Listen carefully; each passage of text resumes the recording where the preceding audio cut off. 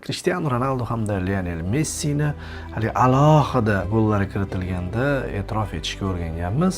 Yaqinda videoda Ronaldoning goli bilan muxlislarni tabriklab o'tgandim. Endi Messining goli bilan tabriklayman. Jamoasi super comeback bilan yutqazib qo'ygan bo'lsa-da oxirgi daqiqalarda, lekin Messi zo'r gol urdi.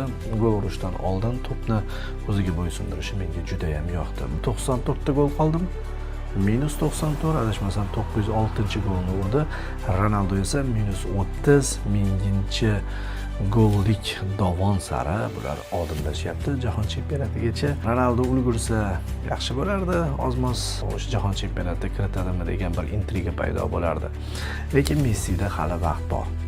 Hali vaqt bor, sababi u Ronaldodan 2 yil keyin tug'ilgan. 2 yillik farq bor futbolchilar o'rtasida, lekin gollar o'rtasida 1 yillik farq bordek. 1 yillik farq bordek.